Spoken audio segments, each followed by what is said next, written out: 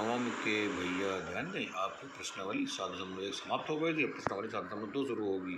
7.2 का पहला सवाल लिखा गया है, एक समद्विबाहु त्रिभुज ए बी सी में जिसमें ए बी बराबर ए सी, कोण बी और कोण सी के समद्विभाजक परस्पर ओ बिंदु पर या बिंदु ओ पर प्रतिच्छेद करते हैं। ए और ओ को जोड़िए, दर्शाइए कि ओ बी बराबर ओ सी। सेकंड नंबर पर ए ओ कोण ए को समद्विभाजित करता है। ठीक है, तो हम आपको बता दे रहे हैं। पहला सवाल देखिए कॉपी में।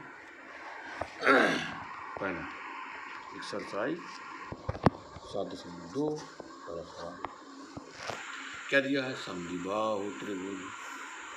समद्विबाहु त्रिभुज में दो भुजाएं क्या हैं, बराबर हैं। प्रश्न में लिखा नहीं है कौन कौन बराबर हैं कि ए बी बराबर ए सी, ये वाली भुजा से क्या बराबर, प्रश्न में दिया। ठीक, अब आप खुद अच्छी प्रकार से आप जानते होंगे त्रिभुज में अगर तीनों भुजाएं बराबर हैं तो भैया तीनों कोण बराबर होंगे। अगर त्रिभुज में दो भुजाएं बराबर हैं तो दोनों भुजाओं के सामने के कोण बराबर होंगे, है ना। अब अगर कोई भी भुजा बराबर नहीं है तो भैया कोई कोण भी बराबर नहीं होगा। ठीक, अब आप बताओ ए बी बराबर क्या दिया है, ए सी, ये दिया। ठीक, ए बी भुजा ए सी के बराबर है तो ए बी के सामने कौन सा कोण है, कोण सी। और ए सी के सामने कौन सा कोण है, कोण बी। तो जब ए बी ए सी बराबर हैं तो इनके सामने वाले कोण भी क्या होंगे, बराबर होंगे। तो ए बी के सामने कौन सा कोण है, कोण सी। तो लिख देते हैं ए बी बराबर ए सी, तो ए बी के सामने कौन सा कोण, सी। कोण सी बराबर कोण बी, तो ये ए सी के सामने कोण बी है तो ये दोनों कोण बराबर होंगे, अर्थात ये दोनों कोण क्या होंगे, बराबर होंगे। ठीक है, इतनी बात पता हो गई। अब आइए देखते हैं, प्रश्न में ये भी लिखा है कि कोण बी के समद्विभाजक, मतलब ये कोण बी है, इसको हमने क्या किया, दो भागों में बांट दिया। अर्थात इधर वाला भाग ये कोण और इधर ये कोण, दोनों क्या हो गए, बराबर। तभी तो समद्विभाजक कहा जाएगा। ऐसे इस कोण को दो बराबर भागों में बांटते हुए एक रेखाखंड खींचो। तो ये रेखाखंड कहाँ मिल गए, बिंदु ओ पर, लिखा है ना किताब में। अब बताओ, अच्छा अगर हम आपसे कहें कि कोण बी का आधा करेंगे तो आधा तो यही होगा, कोण सी का आधा करेंगे तो आधा ये इतना ही तो होगा। भैया जब कोण सी और कोण बी बराबर हैं तो कोण सी बटे 2 कर दें और इधर कोण बी बटे 2 कर दें। तो कोण सी का आधा, तो सी का आधा करोगे क्या आ जाएगा, ये क्या नाम है इसका, ओ बी सी। क्या नाम है इसका, ओ बी सी। अच्छा, ओ बी सी लिख दें। तो ओ बी सी मतलब बी को आधा किया तो ओ बी सी, और सी को आधा किया तो ये वाला क्या नाम इसका, ओ सी बी। तो सी का आधा क्या लिखेंगे, कोण ओ सी बी, और कोण बी का आधा तो ओ बी सी, कोण ओ बी सी। ठीक, तो ओ सी बी और ओ बी सी क्या है, आधे। जब ये पूरे बराबर थे कोण बी और सी या सी बी, तो इनके आधे आधे भी क्या होंगे, बराबर होंगे। तो ओ सी बी बराबर कोण ओ बी सी। भैया ये त्रिभुज ही तो है आपका ओ बी सी। अब आप खुद बताओ, जब ये इस त्रिभुज में ये वाला कोण इसके बराबर है तो इस कोण के सामने भुजा कौन है, ओ बी, है ना। और इस कोण के सामने कौन सी भुजा है, ओ सी। भैया जब त्रिभुज में कोण बराबर हैं तो इनके सामने वाली भुजाएं भी क्या होंगी, बराबर होंगी। इसका मतलब ओ सी बी के सामने अर्थात इस कोण के सामने कौन सी भुजा है, ओ बी।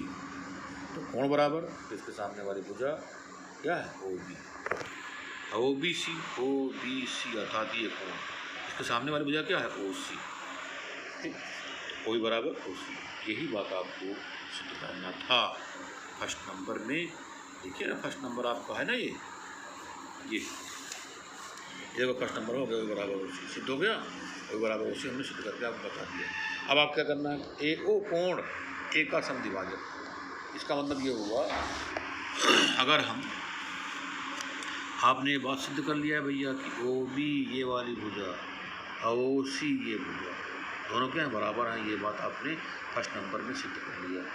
अब अगर हम क्या करते हैं, ए से ओ मिला देते हैं, ए से ओ मिला देते हैं, तो कोण ए अर्थात ये कोण पूरा, तो कोण एक का भागों में बढ़ गया, 2 भागों में बढ़ गया, अर्थात ए ओ या ओ ए कोण ए को 2 समान भागों में बांट देता है।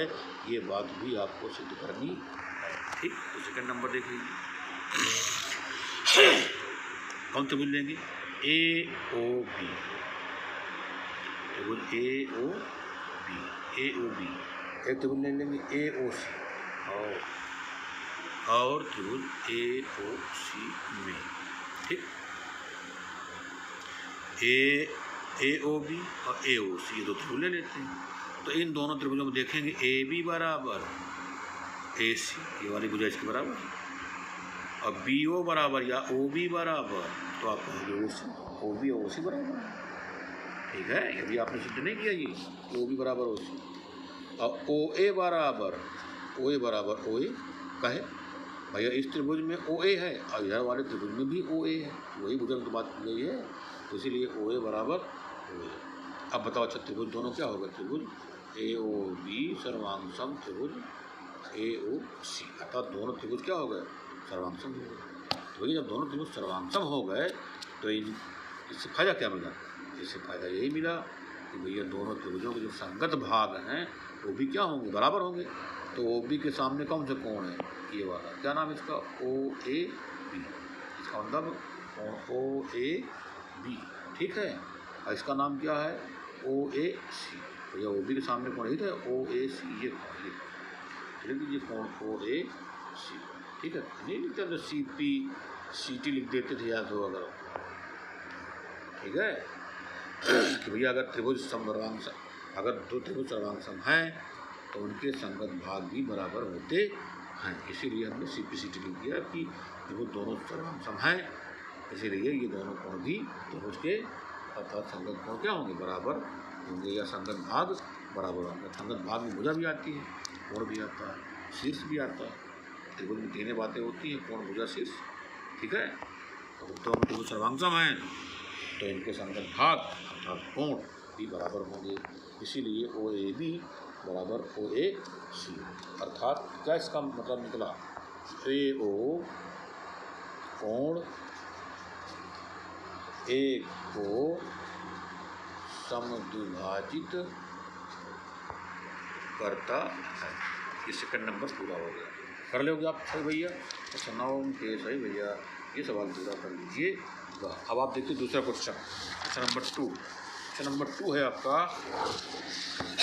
किताब में, देखिए लिखा है त्रिभुज ए बी सी में, त्रिभुज ए बी सी में ए डी भुजा बी सी पर क्या है, लंब है, नहीं, ए डी भुजा बी सी का लंब समद्विभाजक है। अच्छा, दर्शाइए कि त्रिभुज ए बी सी एक समद्विभाजक त्रिभुज है जिसमें ए बराबर ए सी। देखिए दूसरा सवाल, त्रिभुज बना लिया, क्या नाम लिख दिया, ए बी सी, ठीक है।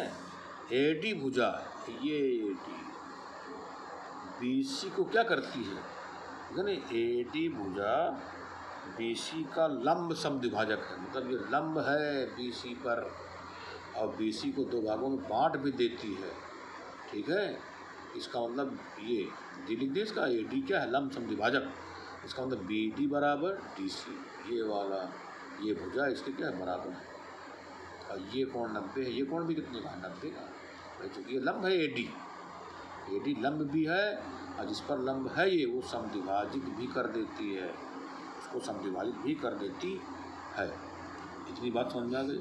चलिए देखते हैं त्रिभुज कौन सा, ए डी बी ले ली, त्रिभुज ए डी बी और त्रिभुज A D C, A D C, इन दोनों त्रिभुज देख लेते हैं। इसका क्या नाम है, ए डी बी, कोण ए डी बी बराबर कोण ए डी सी बराबर कोण ए डी सी, क्यों बराबर है, क्योंकि दोनों 90-90 के हैं।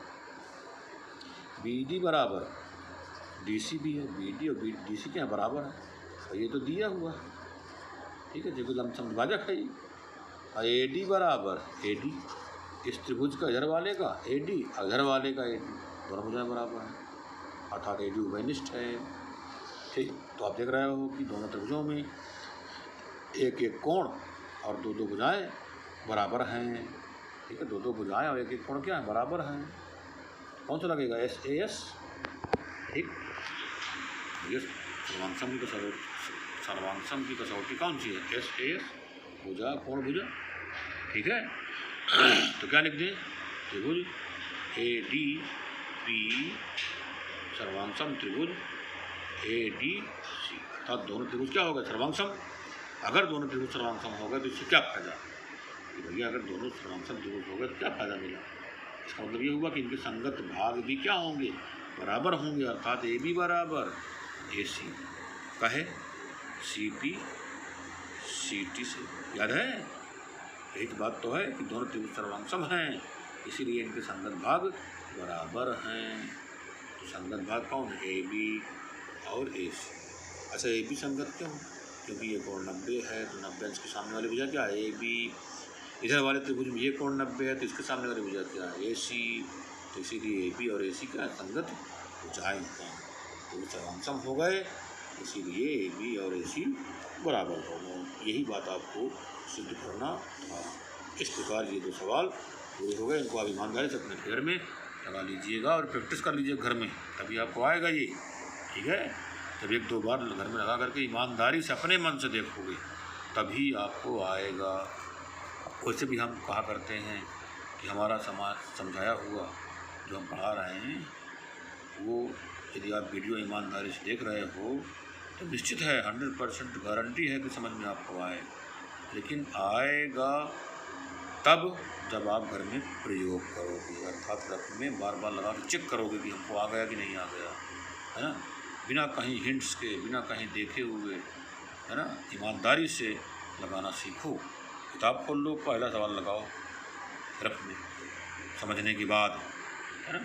अगर आपको आ गया अपने मन से तो मान लो हमको आ गया, अगर कहीं से आपने फिर से देखा, है ना, तो इसका मतलब समझ में नहीं आया, तो अच्छी प्रकार से समझ करके लगाइए, प्रयोग करिए घर में, ज़रूर प्रैक्टिस जरूर करिए। एक सवाल को 3-4 बार लगाइए रफ में, तभी आएगा, अन्यथा नहीं आएगा। किताब तो आपकी पूरी ख़त्म हो जाएगी, लेकिन रिजल्ट अंत में क्या आएगा कि किताब के एको सवाल नहीं आती। तो ऐसी स्थिति ना हो, किताब पूरी पढ़ा दी जाए और आपको एको सवाल ना आए। एको सवाल ना आने का कारण है कि इसका मतलब आपने प्रयोग घर में नहीं किया, प्रैक्टिस नहीं किया। सवाल लगाने के लिए प्रैक्टिस बहुत अनिवार्य है, जितनी अधिक प्रैक्टिस होगी उतना ज़्यादा आपको समझ में आएगा, उतना ही अच्छी प्रकार से सवाल आप लगा सकेंगे। शेष फिर